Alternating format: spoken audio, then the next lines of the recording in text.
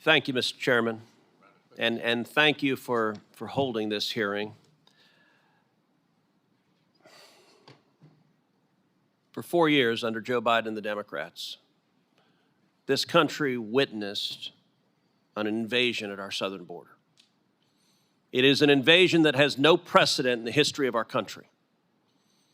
12 million illegal immigrants were allowed to come into this country,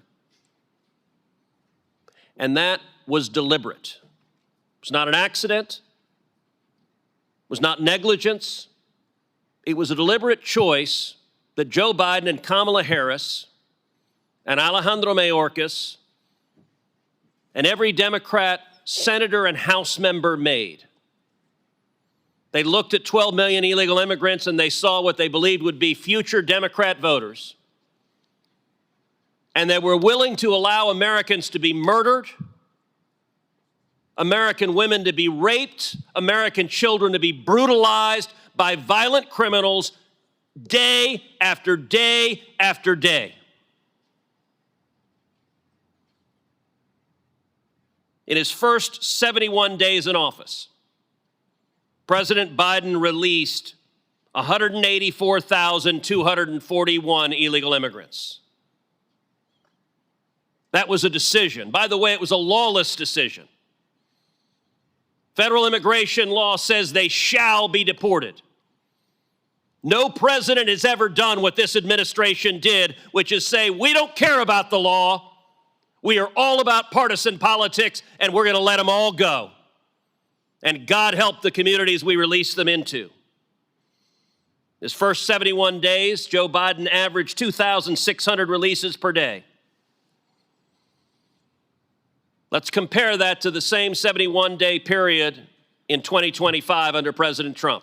Joe Biden, 184,241. Donald Trump, 9. Not 9,000, not 900, 9. That is a 99.995% reduction. At the State of the Union address, Democrats did something else unprecedented. They decided they wouldn't stand for the president. They wouldn't applaud for the president. The only thing they would do is emanate hate and rage for the president of the United States. So Alexis Nungary was at the State of the Union address. I've gotten to know Alexis well, the mother of Jocelyn Nungary, a beautiful 12-year-old girl raped and murdered in my hometown of Houston. The Democrats sat there and wouldn't applaud for the mother whose baby girl was taken from her.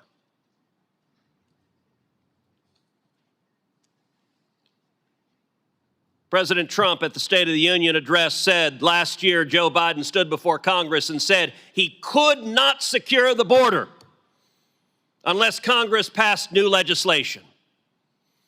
And as President Trump pointed out, it turned out we didn't need new legislation, we just needed a new president. You look at gotaways.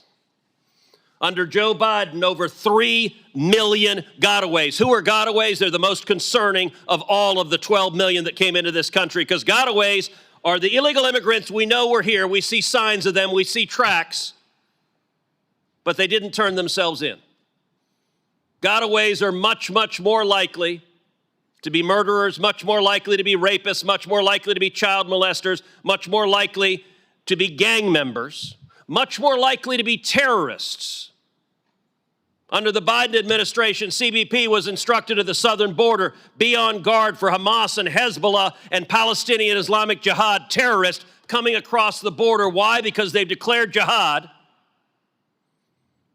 and because the Biden open border policies extended a red carpet for anyone that sought to do harm. Now, if you look at what the Trump administration has done, it didn't just slow the bleeding, it turned it around. Daily border encounters down 93%, encounters with gotaways down 95%, illegal alien crossings down over 99%. These are historic, the biggest improvement in border security in the history of the United States of America. And yet, not a single Democrat is here celebrating that. Not a single Democrat is saying, thank you that our families are safer. They don't want our families safer. The Democrats have decided instead to fly down to El Salvador and have margaritas with MS-13 gang members. I genuinely don't understand that. Find me a community in America, find me a mom in America who says, you know what we need? More gang members who are raping more little girls. And this crisis is not about numbers, it's about lives. Laken Riley, a beautiful 22-year-old girl in Georgia, murdered by an illegal immigrant the Democrats released. Jocelyn Nungary, as I mentioned, a beautiful 12-year-old girl in my hometown of Houston, murdered by 2 illegal immigrants the Democrats released. They had them in custody. Her murderers were in custody. The Democrats released them. Her murder was in custody. The Democrats released them. Rachel Marin was a mother of 5. Raped and murdered by an illegal immigrant the Democrats had in custody, and they released them. Over and over and over again. This was deliberate. And they're not alone. Border Patrol agent Javier Vega Jr., gunned down by Los Zetas gang members. ICE Special Agent Jaime Zapata, ambushed and murdered by cartel operatives. Kayla Hamilton, strangled to death by a member of MS-13. Their families are with us today. I want to say thank you. Thank you for having the courage to tell your loved ones' stories. And I'd like to just end by giving each of you an opportunity. Mr. Avila, I want to start with you, and then Ms. Nobles, and then Mrs. Vega. Tell this committee and tell the American people a little bit about Javier and Kayla and Victor. Mr. Avila. Senator, thank you. And I appreciate the opportunity. Every time I have the ability to speak publicly, I will always honor Special Agent Jaime Zapata, who was assassinated next to me. Yeah. He died serving the country. He died defending our homeland for everyone, not one side of the aisle or the other. But what I've continued to do in my life after I retired is, and my concern is about public safety. It's about national security that affects our entire community. I don't want anyone to be a victim of a crime. No one. But I cannot tolerate not one murder, not one DUI, not one theft or one rape from a person that is in this country illegally. We have enough in our country, enough of crime, and it's very difficult for me to accept that the Democrats always put the victims last. Let's not forget the victims. Mrs. Vega, would you tell us about Javier, please? Yeah, please turn your microphone on. Thank you for having me here. You know, I feel like you've known Harvey. You've been with us from the very beginning. You supported us. You've put our story out there. And you're compassionate, and I see that in your eyes, and I appreciate that. I also want to say that we do not, as angel moms, we do not do this for the publicity. We don't do it for the spotlight. We do it because we know the pain, and we don't want any other family suffering the pain that we've suffered. We're not supposed to outlive our children. I stop by the cemetery every day, and I visit his grave. But I miss his voice. I miss him sending me flowers. I shouldn't be the one taking flowers to his grave. I shouldn't be the one fighting for all this. But I'm not going to stop. I'm not going to stop till my last breath. Thank you, sir. Thank you for that. Mrs. Nobles, would you tell us about Kayla, please? Kayla just started her life independently. She worked very hard to become independent. I don't know if some of you know with autism, they overcome behavioral issues. They overcome a lot of stuff to be productive, and she was being productive. She had jobs. She celebrated her 20th birthday. I remember her counting down her birthday. She loved her birthday. Mommy, I'm going to be 20 in a few days. Are you going to, and then I'm like, I know, don't remind me. She celebrated her 20th birthday with her JoJo Siwa cake. And 3 days later, she was murdered and strangled and left on the floor like trash. I didn't know no one prepares you for that phone call. And when I found out it was a known MS-13 gang member, I was angry.